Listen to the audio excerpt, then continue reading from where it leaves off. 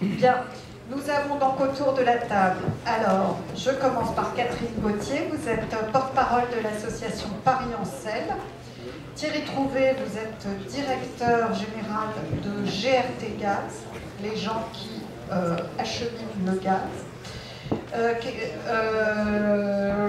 Stéphane Baudet, pardon, parce que je regardais entre l'ordre de ma feuille et puis la façon dont vous êtes assis, ça correspond pas.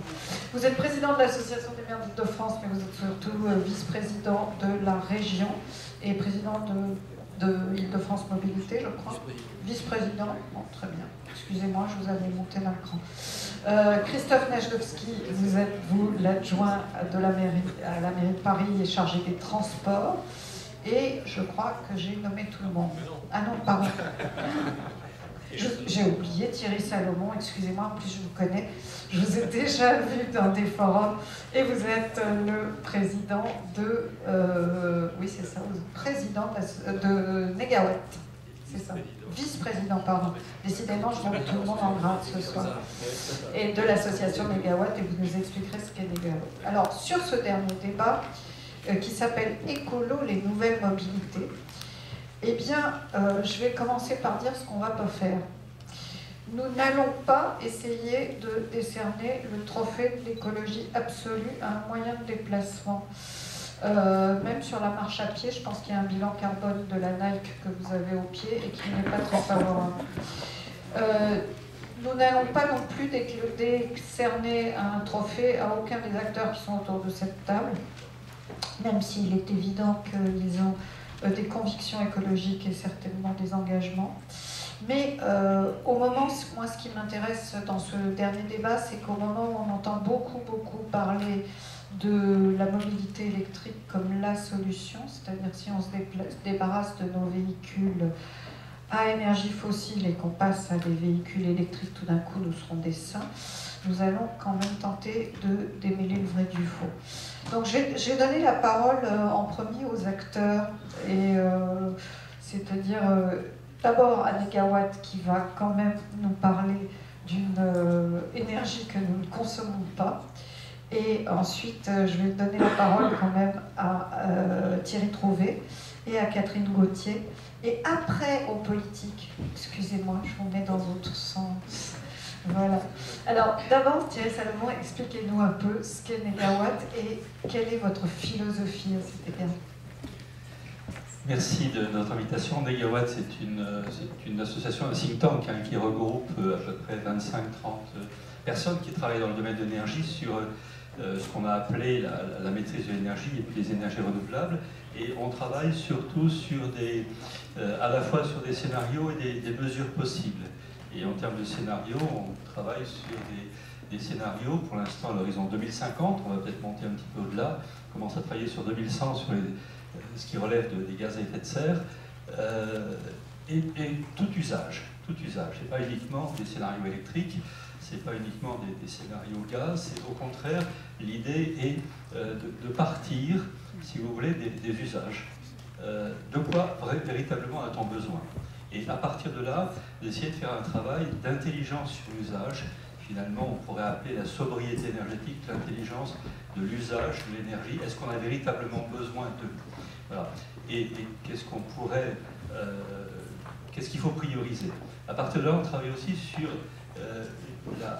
les équipements possibles, c'est-à-dire sur l'efficacité de ces équipements, et ce qui permet de déterminer un potentiel d'économie d'énergie par rapport, je dirais, à une situation tendancielle ou de laisser faire. Et également, derrière, une fois qu'on a déterminé ça, par type de mobilité, de chaleur, de transport, d'usage d'électricité spécifique, et bien après, derrière, notre objectif est de regarder si on peut faire du 100% énergie renouvelable, et même d'aller un peu plus loin encore, puisque en début d'année 2017, on a publié un scénario qui va jusqu'à la neutralité complète en gaz à effet de serre au niveau de la France.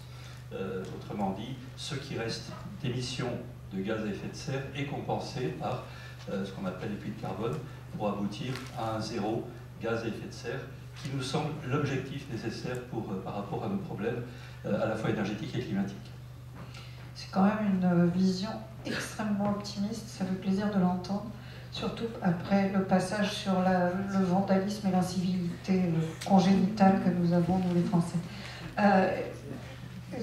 Thierry Trouvé, vous, je voudrais vous donner la parole parce que, certes, vous acheminez le gaz que nous avons dans nos maisons, vous êtes un des achemineurs, si j'ose dire, de ça, je ne sais pas, c'est pas vraiment le mot, mais il se trouve que dans le gaz que vous pouvez apporter, vous avez aussi du gaz naturel pour les véhicules et du biogaz naturel pour les véhicules. Or ça, on ne le connaît pas tellement et on a l'impression qu'on n'entend parler que de voitures électriques et pas du tout de voitures au bio-GNV. Alors effectivement, on est transporteur de gaz. Hein. On ne vend pas de gaz, on n'achète pas de gaz, on est comme RTE dans l'électricité, on transporte tout le gaz consommé en France et on relie les fournisseurs de gaz aux consommateurs. Alors, le gazier, par habitude, est quelqu'un de discret, voire quelqu'un de pas très fun. Moi, je vous le préviens tout de suite. Ça va, vous commencez bien.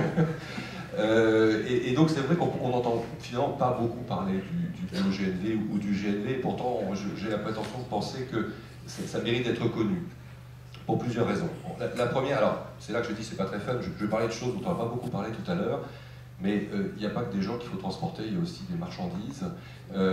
Et aujourd'hui, honnêtement, je ne suis pas sûr qu'on ait des solutions crédibles pour transporter des grandes quantités de marchandises. À moins de dire on va dans un camion de 40 tonnes, on va transporter la moitié de batterie, ce qui est une opération énergétique. On n'a pas beaucoup de solutions pour ce type d'application en dehors du GNV et du bio-GNV. Expliquez un peu comment ça marche, comment c'est produit. Alors, on peut expliquer ça. Donc, non, mais en deux mots. Alors, pour le GNV, disons les choses tout de suite, c'est du gaz naturel véhicule, donc c'est du gaz fossile, mais je vais quand même dire que c'est bien. Et le bio-GNV, c'est l'évolution de ce gaz naturel fossile vers du gaz bio, c'est-à-dire du gaz neutre en carbone. Alors, les sources principales, c'est la méthanisation, notamment la méthanisation agricole, aussi la méthanisation de déchets. Demain, ce pourrait être la pyrogazéfication, et voire après-demain, ce qu'on appelle le power to gas, c'est-à-dire à partir d'électricité renouvelable excédentaire, la convertir en gaz renouvelable. Je signale juste que l'ADEME a sorti la semaine dernière avec GRDF et GRT Gaz une étude qui, je pense, fera plaisir à Négawatt, qui se place à un horizon 2050 en disant, à cet horizon-là, on peut avoir un mix gazier en France 100% gaz vert, c'est-à-dire avec ces trois sources, méthanisation, pyrogazéfication, power to gas, avoir 100% de la consommation française avec du gaz vert. Ça n'est pas une utopie, d'ailleurs ça correspond aussi au scénario de l'association Négawatt, ça n'est pas une utopie, c'est quelque chose qui est tout à fait possible. Alors, je reviens à ce que je disais. Aujourd'hui, de toute façon, on ne sait pas faire sur des poids lourds, on ne sait pas faire non plus sur du fluvial. Il y a du transport fluvial, y compris en Île-de-France, on parlait de transport maritime. Aujourd'hui, il n'y a pas de solution en dehors du GNL qui soit propre. Je veux dire par là, propre en termes de santé publique et qui soit meilleur en termes d'émissions de CO2. Alors, la deuxième chose que je voudrais dire, c'est que, bon, on a parlé de beaucoup de choses tout à l'heure, y compris, évidemment, il faut réduire les déplacements, mais il y a quelque chose qu'on n'a pas vu, enfin qu'on n'a pas, moi j'ai pas entendu, c'est qu'aujourd'hui on est dans un espèce de dilemme entre l'essence et le diesel, c'est pour ça que je suis pas fun, entre l'essence et le diesel. Le diesel, c'est pas si mal que ça en termes d'émissions de CO2, parce que par rapport à l'essence, on fait 25% d'économie d'émissions de CO2. Sauf que c'est pas bon pour la santé publique, c'est plein de particules, c'est plein d'oxyde d'azote. Qu'est-ce qu'on est en train de faire aujourd'hui? On est en train de remplacer des véhicules diesel par des véhicules à essence. Un peu d'électrique, oui, mais beaucoup d'essence. Et ça, c'est peut-être un peu meilleur en termes de santé publique, un peu meilleur, moins de particules, un peu moins d'oxyde d'azote, mais c'est 25% d'émissions de CO2 en plus. Le GNV fossile, le GNV fossile, lui, il permet de faire les deux, c'est-à-dire il est meilleur que l'essence en termes de santé publique, en termes notamment de NOx, et il est meilleur que le CO2, il est meilleur que le diesel, légèrement meilleur, même fossile, il est meilleur en termes de CO2. Et quand on sait que ce gaz naturel fossile sera progressivement remplacé par du biogaz, du biométhane, à ce moment-là, le gain en CO2 devient extrêmement intéressant. Donc, donc effectivement, nous on dit, regardons sérieusement la solution biométhane parmi les autres. Hein, évidemment, vous l'avez dit tout à l'heure, il ne s'agit pas de dire que c'est la solution ultime, évidemment. D'abord, il faut réduire les déplacements, il faut réduire la consommation, il faut faire de l'efficacité énergétique. Le véhicule électrique a évidemment une place, hein, c'est pas mon propos, mais on ne peut pas résumer toute la mobilité de demain traditionnelle, je dirais, à la voiture électrique. Alors, Catherine Gauthier, je voudrais vous donner la parole parce que face à des questions comme le fret, les très grands trafics, évidemment, vous pouvez peut-être assurer en vélo la logistique du dernier kilomètre, certainement, mais au-delà, quelles sont vos espérances à Tous-en-Celle par rapport à la mobilité vélo? Alors déjà, c'est Paris-en-Celle. Paris-en-Celle, pardon. Donc oui, on parle de mobilité, on parle... Vous m'entendez dans le micro? Il faut que vous parliez, vous le mettez sur le menton et ça va marcher. D'accord. Donc on parle de mobilité électrique, au diesel, au gaz, d'accord, mais on oublie que l'énergie quand même la plus abordable, ça reste l'énergie de nos jambes. Et c'est une vraie solution. Donc les vélos à Paris, c'est énorme. Les vélos dans le Grand Paris, c'est énorme, c'est de plus en plus gros malgré le manque d'infrastructures. Donc les gens se déplacent de plus en plus au vélo alors que, je suis désolée, mais le plan vélo prend beaucoup de retard. Et ça, on l'oublie. Et c'est une solution aussi pour la mobilité, effectivement, du dernier kilomètre dans la métropole. On peut faire plus que 1 kilomètre quand même avec une cargaison lourde à vélo. Il y a des jeunes pousses françaises qui existent. Je peux citer Carton Plein qui font des déménagements dans la métropole en vélo. Il y a plusieurs services qui se développent et pour qui les gens, je pense qu'on peut tous s'entendre autour de la table pour dire que ça reste la mobilité la plus abordable et qui nous met en plus grande autonomie par rapport aux grands énergéticiens de ce monde et par rapport aux services publics. Alors Christophe Najdowski, puisque votre plan vélo est en retard. Il est en retard, certes, parce qu'on a pris beaucoup de temps pour discuter, notamment avec la préfecture de police. Il faut savoir que, vous savez, la France est un pays jacobin et que Paris est la ville certainement la plus administrée par l'État de toutes les villes françaises. D'ailleurs, c'est la seule ville de France où, à côté du maire, en l'occurrence de la maire de Paris, siège un fonctionnaire de l'État, en l'occurrence le préfet de police.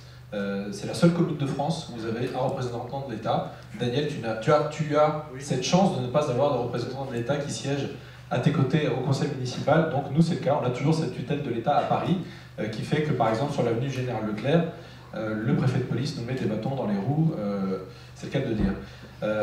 Mis à part cette précision faite, on a un plan qui, pour ce qui est du vélo, est le plus ambitieux que Paris ait jamais eu, avec plus de 150 millions d'investissements sur la mandature, des aménagements qui sont en cours sur la rue de Rivoli, sur le boulevard Voltaire, sur le quai d'Austerlitz. On a notamment ce qu'on a appelé le réseau express vélo, avec l'idée d'avoir un réseau structurant à l'échelle parisienne, mais également, il faudra bien évidemment se poser la question un jour à l'échelle métropolitaine, ce qui posera la question de la gouvernance, et d'avoir donc un réseau sécurisé, continu, de pistes cyclables qui permettent donc justement au plus grand nombre de pouvoir se déplacer à vélo au quotidien. Il y a un potentiel énorme pour les déplacements à vélo à Paris et à l'échelle du Grand Paris.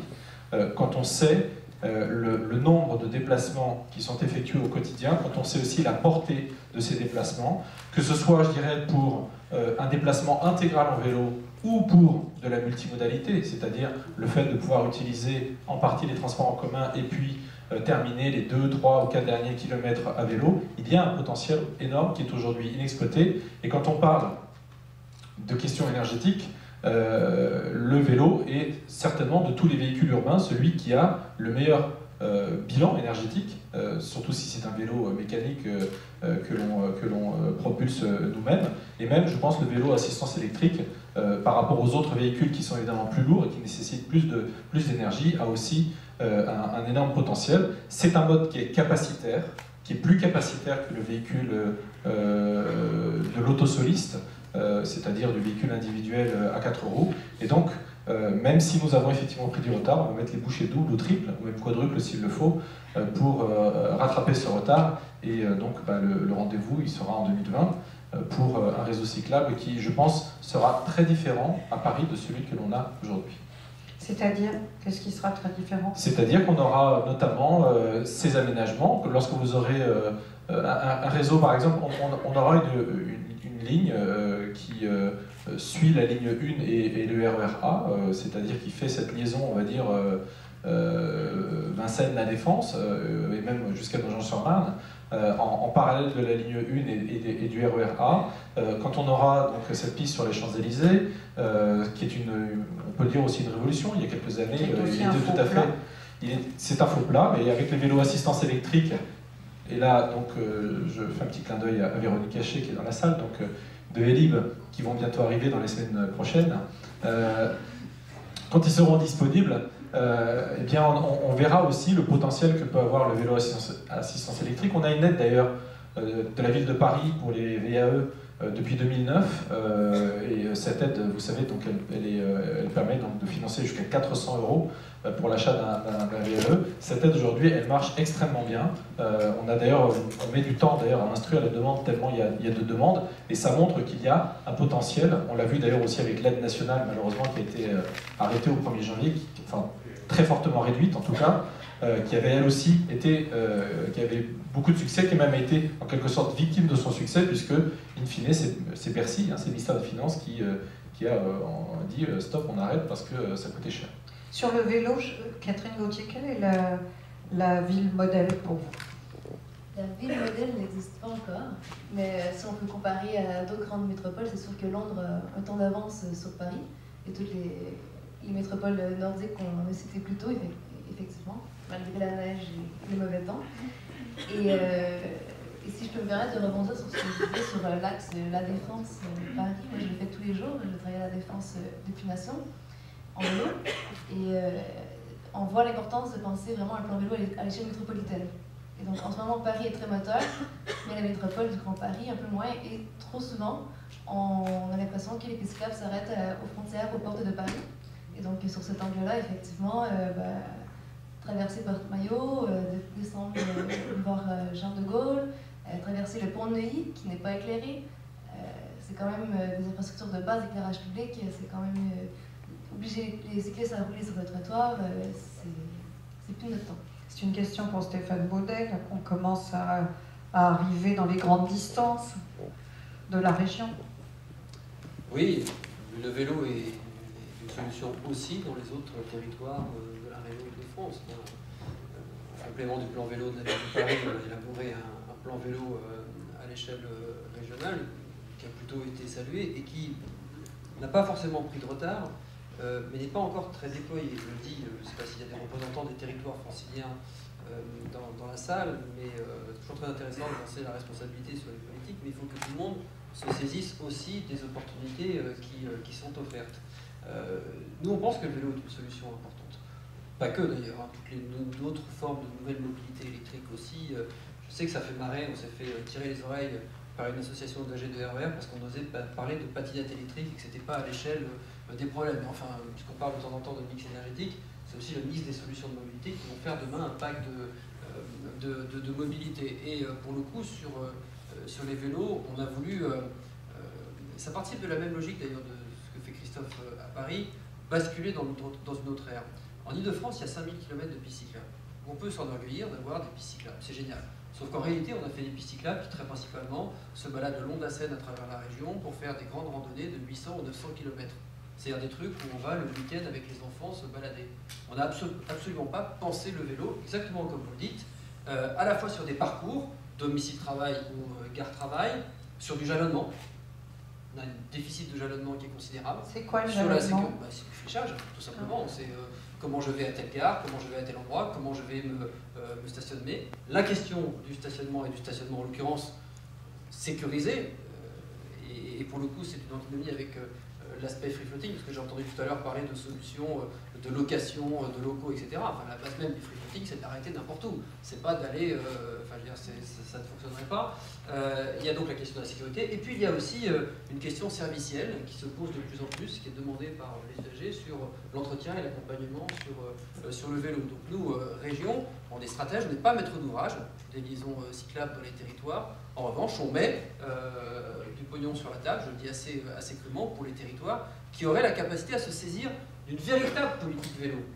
C'est-à-dire, je prends ma casquette de président de l'association des maires d'Île-de-France, il ne s'agit pas de refaire un bout de route d'1 kilomètre au cœur de sa ville, et puis parce qu'on manque d'un petit bout de financement, de se dire tiens, je vais faire le trottoir, je vais aller piquer quelques subsides à la région en disant je fais une piste cyclable sur le trottoir pour me faire financer mon trottoir, qui en réalité est tout sauf une piste cyclable ou une liaison douce. Voilà, et donc on a demandé au territoire de porter une véritable politique vélo. Ça commence à arriver petit à petit, alors là je le dis moi-même en tant que cycliste, ça ne bouge pas assez. Bon, et alors, il y a quand même une question pour la région, puisqu'on est sur un... Si on a vécu dans ce soir de neige où la moitié des trains et les métros sont arrêtés. Oui, mais enfin, je ne vais quand même pas vous reprocher la neige. Vous savez qu'on dit souvent chez les élus, quand il neige, c'est à cause du maire. Ah, je ne savais pas. J'aurais pas pensé ça. Mais comme notre débat est quand même sur l'écologie et sur les nouvelles mobilités, alors il se trouve que vous êtes le vice-président d'une région qui a été gagnée en partie, en tout cas la campagne qu'a fait Valérie Pécresse était aussi autour de la route. Alors comment vous articulez ces deux dimensions entre l'amélioration, ou en tout cas le souci de la route et le problème des gaz à effet de serre de nos véhicules à énergie fossile? L'une de nos fiertés, je ne suis pas là pour faire un bilan politique, ça ne m'intéresse pas, mais l'une de nos fiertés sur les 2 dernières années, et on voit le chemin parcouru, c'est d'avoir voulu remettre la route au cœur du débat. Et de se dire qu'il fallait faire tomber cette espèce de paroi étanche, très forte, que l'on avait instituée entre le transport public d'un côté, et les gens bien qui prennent les transports publics, et puis celles et ceux qui prennent leur bagnole et qui seraient des pollueurs. Parce que d'abord, c'est pas forcément la route qui pollue, c'est ce qu'on met dessus, et qu'ensuite, tout le voit bien, oui, c'est pas neutre, on l'a vu sur les deux tables rondes précédentes, c'est bien l'utilisation de la route de demain qui va nous permettre d'offrir une solution de mobilité complémentaire à celle dont on manque en Ile-de-France. Enfin, soyons francs, pardonnez-moi, mais aujourd'hui, la route, les véhicules autonomes, les véhicules propres, tout le monde en parle comme si c'était tout à fait normal. Mais il y a 2 ans, quand j'osais dire que la solution de la mobilité en Ile-de-France, elle passait sans doute au moins autant, sinon plus, par les routes que par le transport et le mass transit ferré, on me prenait pour un cinglé. Sauf que le mass transit, il est saturé. Et il est durablement saturé. La route, elle est mal utilisée. Quand on dit qu'il y a 1,1 usagers par voiture de matin dans 400 km de bouchons et qu'il y en aurait 1,8, il n'y aurait plus de bouchons, ça nous pose quand même à nous poser quelques questions en se disant et si finalement on n'avait pas plus de gens sur les routes dans beaucoup moins de véhicules. Voilà. Et donc pour nous ça a été un enjeu majeur. On a donc mis en place un plan route, alors évidemment il a fait grincer des dents parce qu'il s'agissait aussi de faire sauter quelques bouchons, parce que je le rappelle, hein, des voitures qui sont prises dans un bouchon elles polluent plus quand elles roulent à 80 km/h sur l'autoroute, mais il y a aussi 53 millions d'euros, c'est pas tout à fait neutre, pour partager des innovations et justement aller vers une autre utilisation, et ça rebondit sur ce que disait Jean-Louis Missicat tout à l'heure, sur une autre utilisation de la route. On porte d'ailleurs avec Christophe, dans le cadre de ce plan route, on va porter une étude avant la porte de Bercy sur un corridor et une voie qui pourrait être dédiée pas seulement aux bus et aux taxis, mais aussi aux véhicules propres, sur certaines gammes de la vignette critère, et également sur les voitures de covoiturage. C'est un sujet éminemment important, il faut qu'on utilise la route différemment. Alors, Thierry Trouvé, je voudrais vous redonner la parole parce que je trouve que vous n'avez pas terminé votre propos. J'entends par là que vous parlez effectivement de ce que sont ces bio-GNV, mais vous ne dites pas sur le plan de l'utilisation ce qui se passe pour l'automobiliste qui aurait un véhicule qui fonctionne avec ça. À savoir, comment on fait le plein? Comment est-ce qu'on a une vie normale? Est-ce qu'on vit sur une petite bombe d'explosion? Est-ce qu'on a sur le toit un énorme réservoir? Enfin, je pose des questions stupides extrêmes. Ne mélangeons pas le GNV et le GPL qui s'est développé en France il y a quelques années. C'est pas le même gaz, c'est pas les mêmes caractéristiques physiques et pas les mêmes dangers. Non, il y a une chose qui est une réalité aujourd'hui, c'est le GNV ou le bio-GNV dans des camions. Peut-être chacun d'entre vous dans la salle, vous avez vu des camions Ikea rouler avec je roule au GNV ou au bio-GNV, ou Monoprix, ou même McDonald's qui avec ses déchets, fait du bio-GNV. Donc ça, c'est une réalité aujourd'hui. Pour les automobilistes, il faut dire que c'est quand même relativement marginal en France parce que le réseau de stations est extrêmement peu développé. Donc c'est pour ça que le GNV est en train de se développer aujourd'hui sur des flottes, à la RATP, hein, parce que dans les bus propres, il y a 20% de bus au bio-GNV à la RATP, et au niveau de l'Île-de-France, il y aura une proportion plus importante, parce que pareil, l'électrique n'est pas possible sur un certain nombre de trajets. Donc il y a des flottes privées, et puis il y a des stations publiques qui sont en train de se développer. Il n'y en a encore pas beaucoup en Île-de-France, hein. Il y en a 14 aujourd'hui, et puis il y en a 12 qui vont s'ouvrir l'année prochaine. Donc pour faire le plein dans une voiture GNV, c'est très simple, on va à la station, et puis au lieu d'être une pompe à essence, c'est une pompe à GNV ou bio-GNV, et puis on met le pistolet dans le réservoir, et puis une fois que, voilà, au bout de 3 minutes, le réservoir est plein, et on repart. Sachant qu'en général, les voitures, d'ailleurs, ont 2 réservoirs, un avec de l'essence et un avec du gaz. Donc de ce point de vue-là, c'est très simple, on ne change pas beaucoup les usages par rapport aux tables rondes précédentes, on est sur des choses extrêmement classiques et beaucoup dans le prolongement. De ce point de vue-là, je veux dire quand même, bon, il y a des futurs, des lendemains qui chantent avec des choses très, très sympathiques et très séduisantes dont on a parlé tout à l'heure, mais je dirais quand même aujourd'hui, je reviens là-dessus, il y a une vraie urgence sanitaire. Enfin, moi j'habite en Île-de-France, j'habite à Saint-Germain-en-Laye, bon oui, c'est quand même la forêt, etc. Mais j'essuie de la suie tous les jours sur mes rebords de fenêtre. Je suis sur une rue qui n'est pas extrêmement passante, mais voilà, la suie qui vient des particules, et en particulier de la circulation automobile, c'est quand même un vrai problème sanitaire. Donc l'intérêt de cette solution-là, c'est, en complément d'autres évidemment, hein, que ce soit le vélo, l'électrique et autres, hein, on n'est pas hégémonique, c'est d'apporter tout de suite une solution à des urgences d'aujourd'hui. Alors si je comprends bien, votre marché, si j'ose dire, d'évidence, c'est celui du transport des marchandises, des flottes, des voyageurs, des autocars, des bus, ouais. Voilà, des bennes à ordures. Aujourd'hui, 75 ou 80% des bennes à ordures à Paris sont des bennes qui sont déjà au GNV, donc c'est aussi une réalité. Hein. Mais moi je pense qu'un des enjeux aujourd'hui, c'est quand même de réfléchir à tous les utilitaires, c'est-à-dire que ce soit dans les flottes captives ou les utilitaires au niveau de l'artisanat, il y a probablement quelque chose à faire. Je ne suis pas sûr que, de nouveau, l'électricité répondra à tous les besoins. Et donc, il me semble qu'il y a vraiment quelque chose à faire. Il y a un point aussi que je voudrais ajouter. Alors, je suis désolé, c'est un peu technique, mais je crois que c'est intéressant de partager ça quand on est énergéticien. C'est si on raisonne en termes de consommation d'énergie au niveau de la France. Il faut savoir qu'en France, on consomme à peu près 500 TWh d'énergie sous forme d'électricité. On consomme aussi 500 TWh d'énergie sous forme de gaz. Dans les transports, avec de l'essence, du diesel, on consomme aussi 500 TWh. C'est-à-dire que le problème est d'importance majeure. Il ne faut pas croire que c'est un sujet anecdotique et qu'on va pouvoir, en mettant 3-4 bornes ici ou là, résoudre le problème. Et si on le regarde sous l'angle de la puissance, là j'ai parlé d'énergie, si on le regarde sous l'angle de la puissance, c'est la même chose. Prenons un exemple d'une station-service sur l'autoroute. Une grosse station-service sur l'autoroute qui fonctionne au chassé-croisé des vacances et qui délivre du carburant, la puissance délivrée au moment de la pointe par une station-service de ce type-là est à peu près équivalente à la puissance d'une demi-tranche nucléaire. Pourquoi je dis ça? C'est parce que derrière la question de l'évolution de la mobilité, c'est-à-dire le remplacement du diesel et de l'essence, au passage, pas forcément la suppression des moteurs thermiques, la suppression de ces énergies fossiles là, et les fossiles à terme, hein, y compris GNV, la question donc de remplacement de ces stations pose une vraie question d'infrastructure. Les infrastructures électriques aujourd'hui, il y a quand même un certain travail à faire si on veut renforcer le réseau électrique. C'est plus facile à faire dans le réseau de gaz parce que le réseau de gaz est intrinsèquement plus puissant. Mais voilà, il y a ce genre de questions qui ne sont pas des questions évidentes et qu'il faut regarder si on veut. Et c'est ce qui me fait dire aussi qu'on ne peut pas tout miser sur une seule solution. Enfin, ça, je pense que ça a été bien dit pendant la soirée. Mais c'est particulièrement vrai sur l'électrique. À un moment donné, tout le monde disait l'électrique va tout résoudre.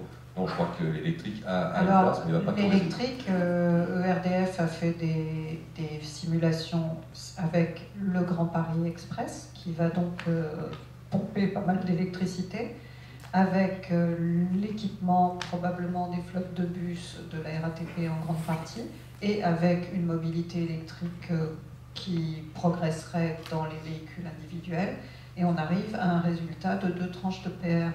Ça veut dire que la sortie du nucléaire est quand même, quand on entend Hulot qui dit c'est pas tout à fait pour tout de suite, on comprend un peu pourquoi. Et c'est extrêmement compliqué d'avoir cette mythologie du tout électrique qui est quand même un peu en train de prendre racine. Parce que quand j'entends M. Trouvé, j'ai vraiment l'impression que le discours qu'il porte, je ne l'entends pas sur la place publique. Alors que l'électrique, oui. Vous avez envie de parler de ça, Thierry Salomon? Oui, parce qu'on est on est dans une France qui ne considère en termes énergétiques que l'électricité. Le débat, c'est l'électricité. Autrement dit, le débat, je caricature un peu, c'est nucléaire contre éolien. C'est un débat mineur par rapport au véritable problème énergétique. C'est-à-dire que lorsqu'on regarde, et Thierry Trouvé vient de rappeler un certain nombre de chiffres, où est-ce qu'on consomme actuellement l'énergie? On consomme de l'énergie pour notre chauffage, c'est des besoins en termes de chaleur, dans 17 millions de logements qui ont été réalisés avant toute réglementation thermique. Autrement dit, ces logements consomment de l'ordre de 250-300 kWh par mètre carré, alors qu'on sait faire du 10 ou du 15 ou du 20. On n'imaginerait pas, dans le domaine de la mobilité, avoir, pour le même service rendu, des véhicules qui consomment 20 fois plus que d'autres. C'est ce qui se passe pour nos logements. Donc il y a un problème.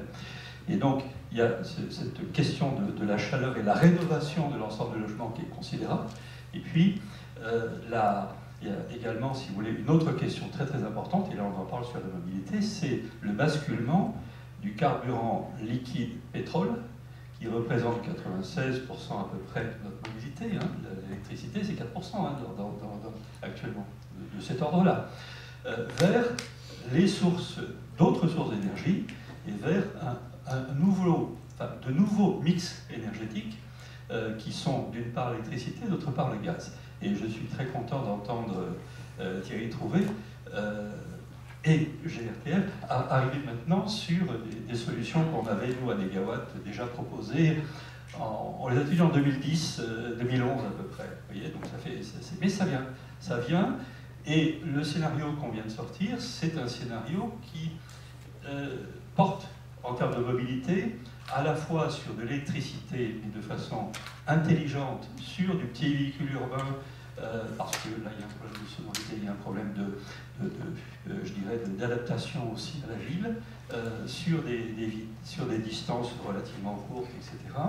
Et puis, pour tout le reste, sur des véhicules qui, à terme, peuvent être des véhicules hybrides, électriques, gaz, qui vont passer l'électricité en milieu urbain, qui resteront sur du gaz pour les autres trajets, ce qui permet aussi d'avoir un poids de batterie faible, etc., et de résoudre la quasi-totalité de nos problèmes, y compris sur les véhicules utilitaires, par exemple, ou de services, dont on ne parle jamais dans le domaine du fret, et puis les camions, etc. Mais sur la base ce qu'on pourrait appeler d'un double mixte, c'est-à-dire un mixte électrique qui va progressivement passer sur du renouvelable à 100%, un mix gaz qui va progressivement passer du gaz dit naturel, j'insiste un peu là-dessus, parce que oui, on parle de naturel, mais c'est comme si on parlait de pétrole naturel. Ça, c'est le gaz, il est naturel évidemment en soi, on parle à Négawatt du gaz fossile.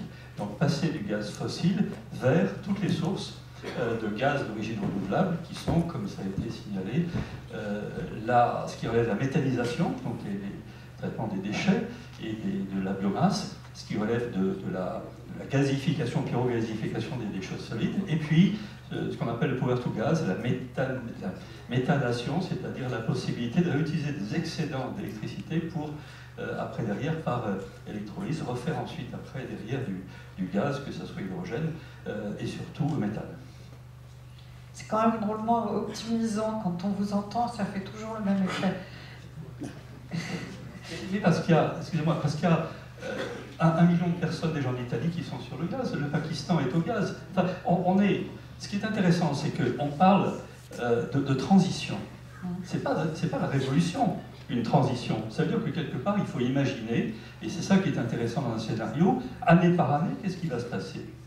Et là, on a une solution qui, justement, permet d'adapter les véhicules d'aujourd'hui, sans tout mettre à la poubelle, vers derrière ce que j'ai évoqué tout à l'heure. Et c'est ça qui est intéressant dans cette transition progressive. Et je ne vois pas, franchement, quels seraient les obstacles, y compris en nombre de postes de carburant.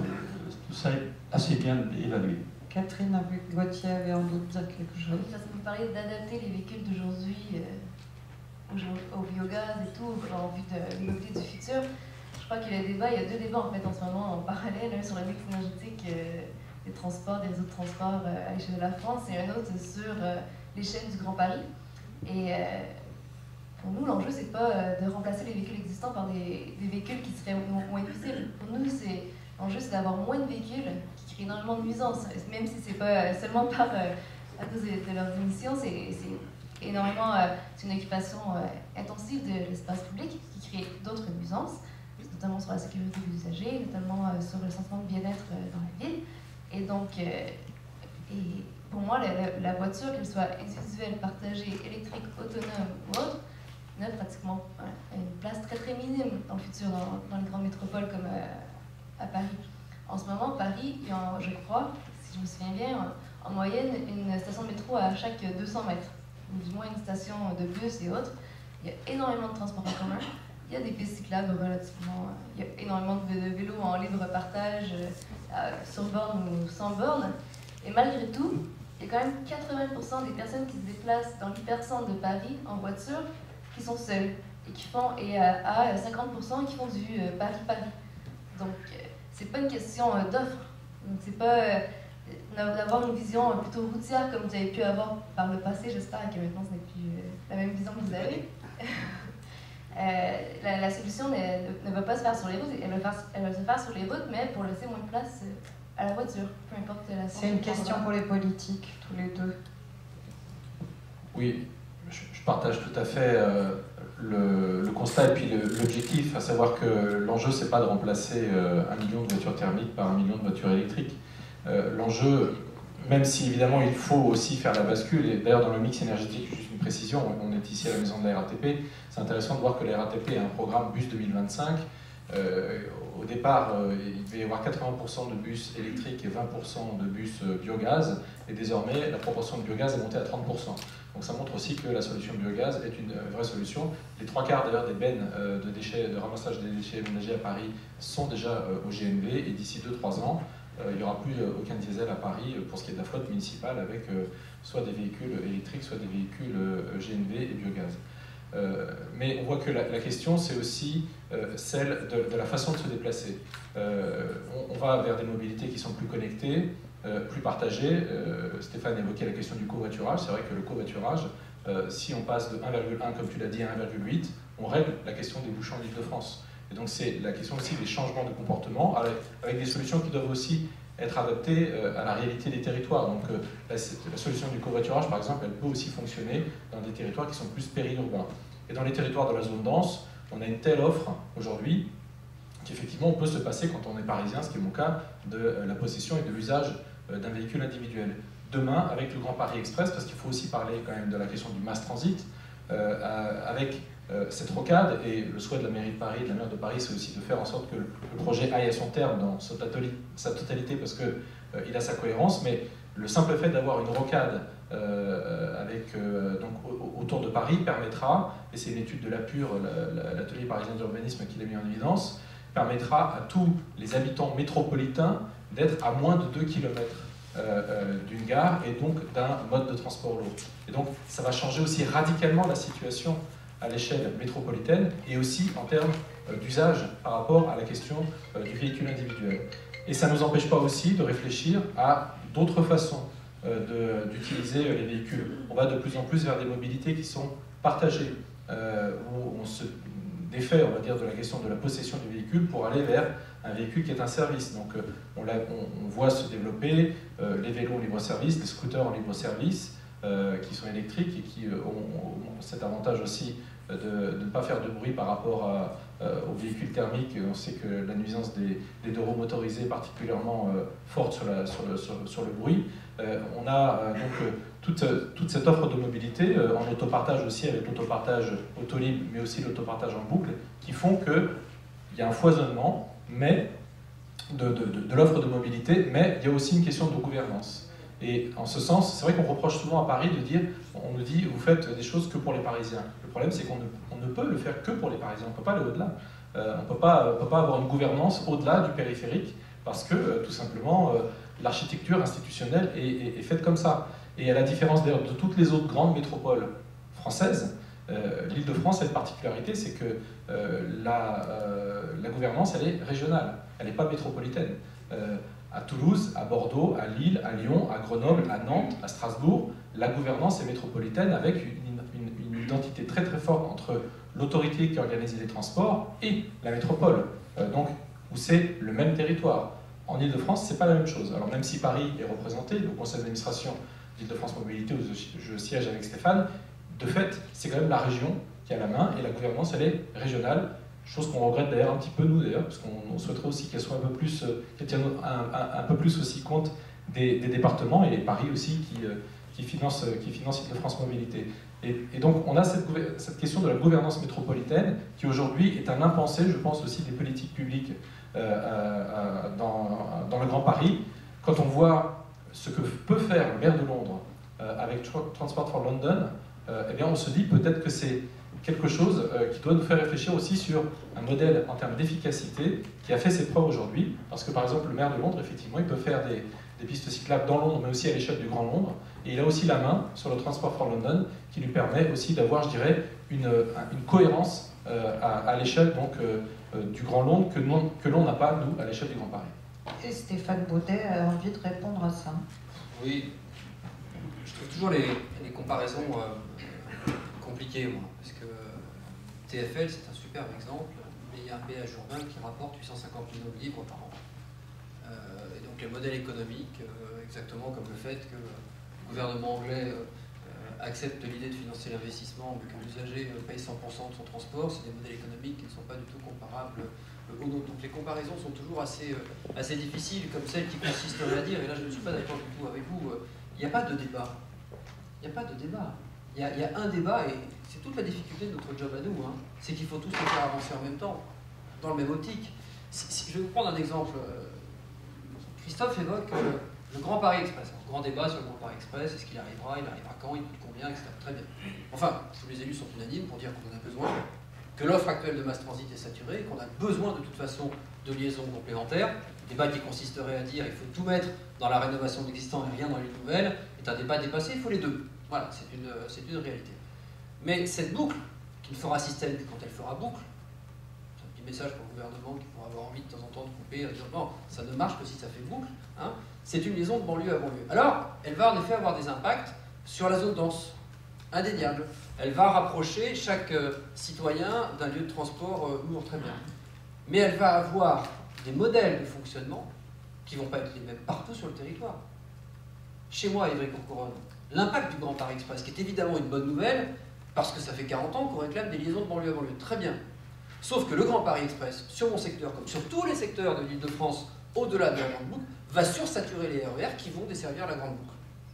Ça veut dire que la question des autres modes de transport en Grande Couronne, et notamment la voiture, dans son usage de demain, mais aussi le bus, le transport public de manière générale, vont rester des solutions particulièrement durables. C'est donc l'ensemble qu'il faut faire avancer. Je l'ai dit dans mon propos liminaire, peut-être que je n'ai pas été assez clair, il faut plus de gens sur les routes et beaucoup moins de véhicules. C'est ça l'enjeu, et donc c'est pas antinomique avec la présence du vélo, c'est pas antinomique avec la présence de patinettes électriques et de la marche à pied, etc. Il faut faire avancer et converger tous ces process. L'Île-de-France, il y a un débat évidemment sur la question de la gouvernance, mais l'Île-de-France est une région complexe. C'est pas qu'une métropole et c'est pas qu'une zone urbaine. Enfin, 70% de son territoire, c'est pas une zone urbaine. Je suis président de l'association des maires d'Île-de-France, 1200 communes en Île-de-France, 800 n'ont pas 2000 habitants. Voilà. Et donc la question de l'ultra à proximité des grands transports lourds, elle ne se pose pas pour tous les franciliens. Il y a au moins 4 millions de franciliens qui sont obligés de prendre leur voiture ou un bus quand il y en a, ou un bus à la demande quand il y en a, pour essayer de se rapprocher. Donc il faut faire avancer tous ces débats. Difficulté, c'est de le faire sans dogmatisme, c'est de le faire avec clarté, et c'est en plus d'essayer de ne pas se planter en essayant, et c'est tout le travail qu'on a essayé de faire avec le Forum métropolitain, d'essayer d'imaginer ce que pourraient être les mobilités dans 10 ans, avec beaucoup d'humilité, hein, parce que je ne sais pas s'il y a quelqu'un dans cette salle qui est capable de définir très précisément à quoi vont ressembler ou à quoi va ressembler l'organisation. On voit bien déjà sur le mix énergétique la vitesse à laquelle les discours et les cultures évoluent. Donc c'est tout cela que nous avons, nous, à essayer de construire avec beaucoup d'humilité, en allant aussi sur d'autres sujets. J'évoquais tout à l'heure le plan vélo renvoyé aux territoires et aux collectivités, mais enfin l'aménagement urbain. participe aussi de cette logique. De quelle façon on va aménager les secteurs gares, de quelle façon on va aménager les secteurs de centre-ville. C'est l'ensemble qu'il faut repenser. Il y a évidemment la traversée de la voiture, qu'elle soit autonome ou pas autonome, qu'il y ait 2 ou 4 personnes. Il y a son rabattement sur les gares. Enfin, prenons un exemple très concret d'aménagement pour les maires que nous sommes. On sait qu'aujourd'hui, pour aller à pied à une gare, il faut y habiter à peu près entre 5 et 8 minutes maximum en marchant. Le développement des nouvelles mobilités électriques, ça multiplie par 3 le temps ou la distance vers laquelle on peut aller à la gare sans prendre de véhicule. Ça veut dire qu'en matière d'aménagement urbain, ça doit aussi, nous, dans les PLU, dans l'aménagement, etc., changer notre vision des choses. Et bien c'est cet ensemble-là sur lequel il faut qu'on essaye de faire système. C'est pas forcément un truc simple. Hein. Alors, on va passer aux questions. Ah, là, tout au fond, là, il y a un monsieur qui a levé le bras. Ah, on va chercher les micros. D'accord. Soyez patients.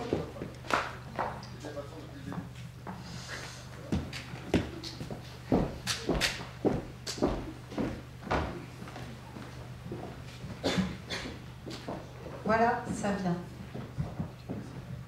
Bonsoir. Alors, si vous voulez, moi, ce qui m'énerve, c'est qu'on nous parle uniquement d'électrique et de gaz, alors qu'on sait qu'il y a le moteur à air comprimé. On n'en parle pas. En 1910, il y avait des locomotives qui fonctionnaient à l'air comprimé. C'est 0 émission de gaz à effet de serre. On a l'huile de friture usagée, 75% moins polluant que le pétrole. On a à Stockholm, qu'est-ce qu'ils font avec les excréments humains et l'eau sale, ça va, bon, ils en font un carburant, 200 fois moins polluant que le pétrole, et ils produisent 30% de leurs besoins. On a le moteur Pantone, on aurait pu l'industrialiser, on ne l'a pas fait.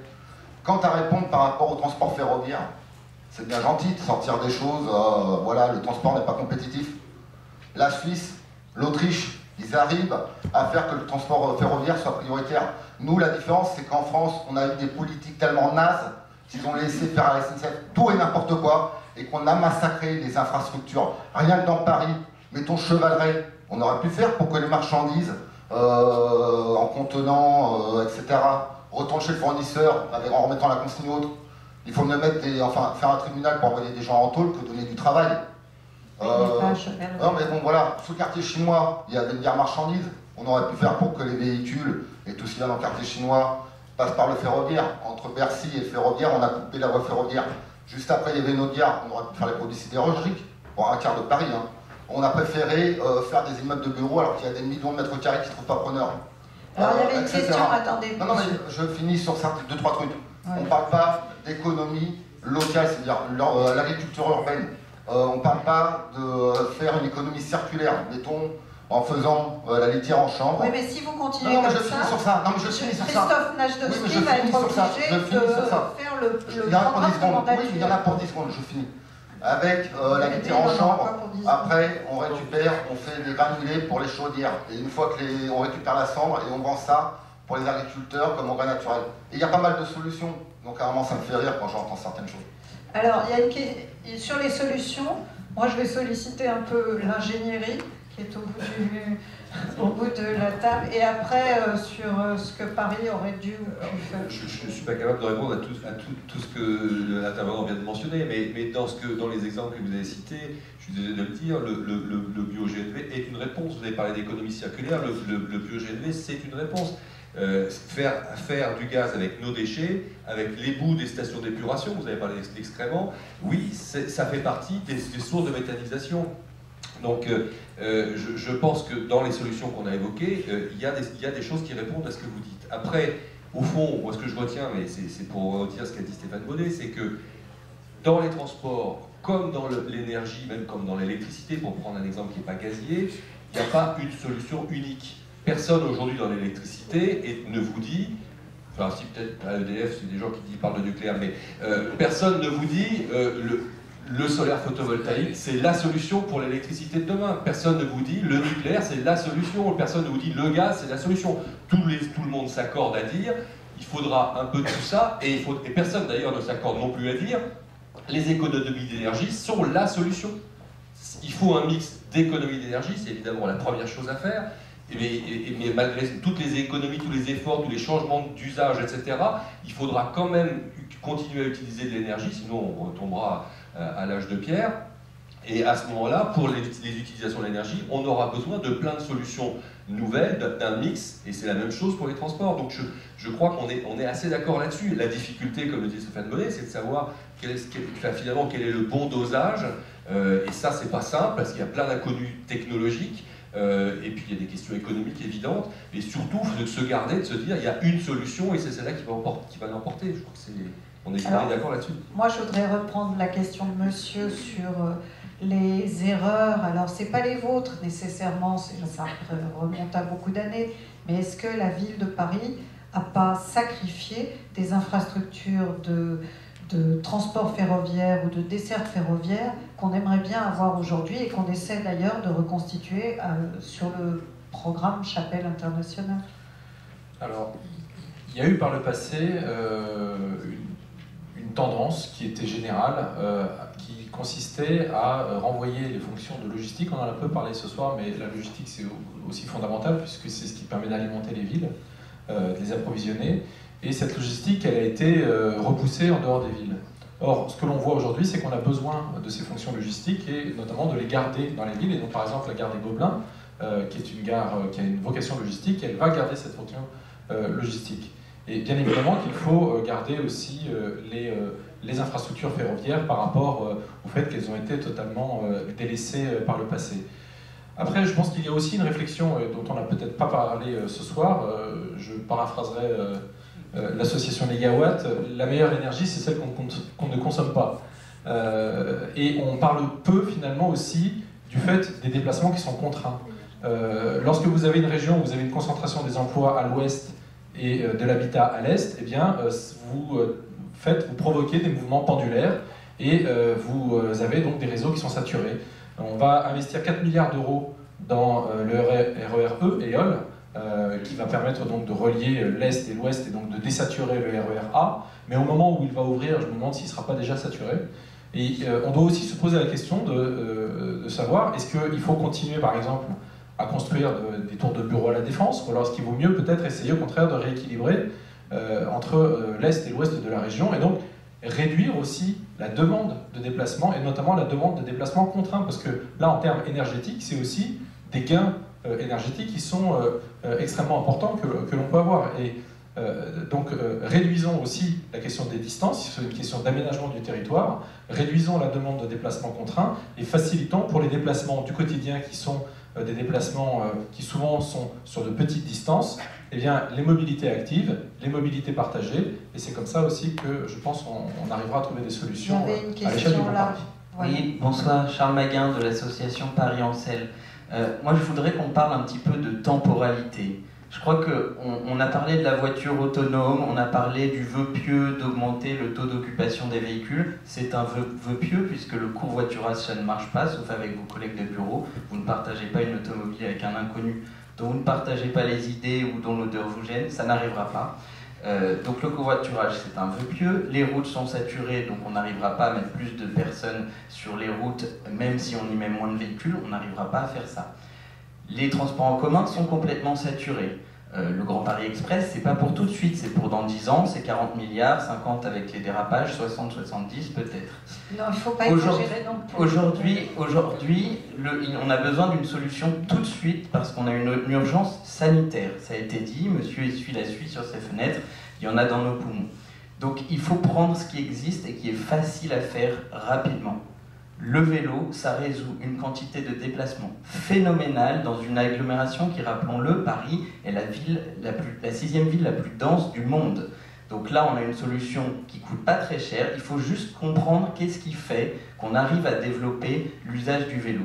Ce qu'il faut, c'est rassurer les gens en leur proposant des infrastructures. Pourquoi à Clichy-sous-Bois, où il n'y a pas de mobilité, les gens ne prennent pas le métro? Parce qu'il n'y a pas de ligne de métro. Et pourquoi ils ne prennent pas le vélo? Parce qu'il n'y a pas de piste cyclable.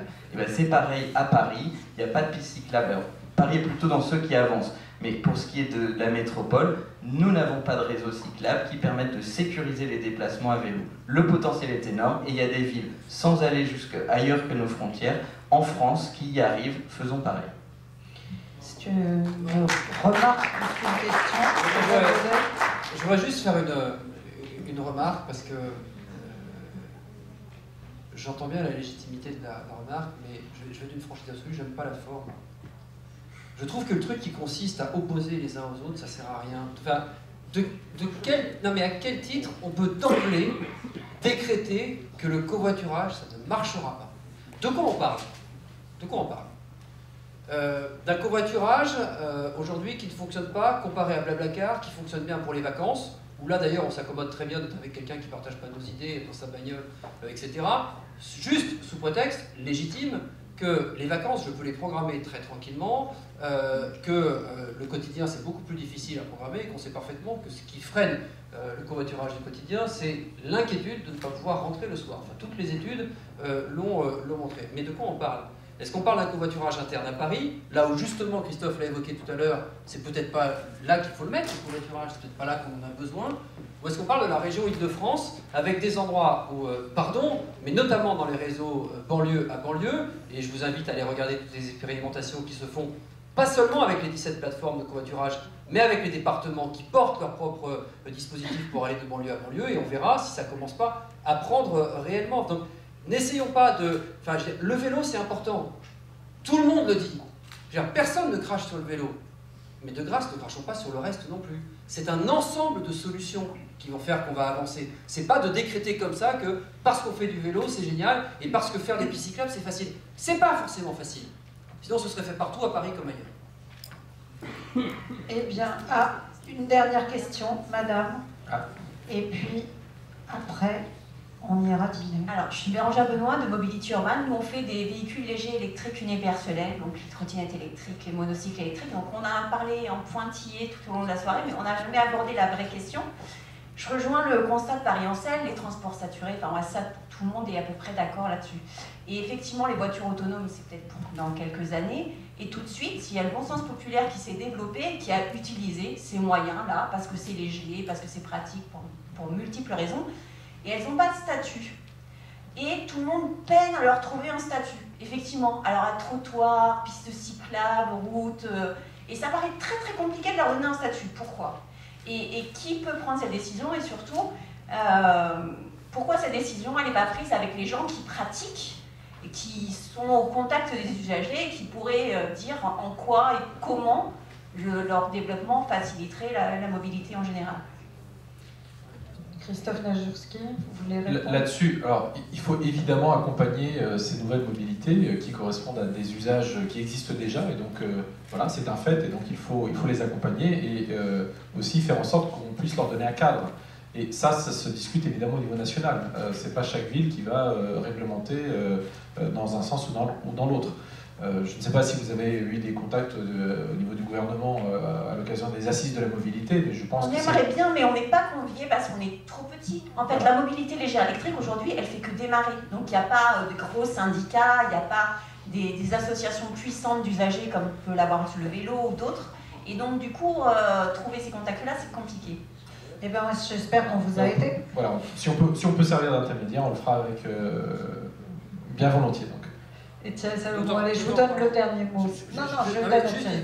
D'autant qu'il y a urgence à agir, parce qu'il y a la praticité de vos déplacements, et puis il y a la question aussi de la sécurité qui commence à être posée. Parce que là, sous nos casquettes de maire, la question de la sécurité sur les trottoirs, de la vitesse, de l'amplitude de vitesse entre ceux qui marchent, etc., et ceux qui vont. Donc pour nous, c'est un sujet urgent, ça, pour le coup. Complètement. Et d'ailleurs, nous, on a fait une étude sur les usagers et leurs usages qui pourrait justement alimenter cette discussion. Allez, Thierry Salomon, oui, vous allez faire pour vous dire, au-delà du vélo, qui en fait est le véritable véhicule autonome. Hein, parce qu'on parle de véhicule autonome, mais quelque part, il faut quand même de l'énergie pour le mettre à l'intérieur, avec des satellites et du guidage, etc. Donc le véhicule autonome n'est pas du tout autonome en réalité. Le vrai véhicule autonome, c'est effectivement le vélo, et au-dessus du vélo, ce que vous évoquez.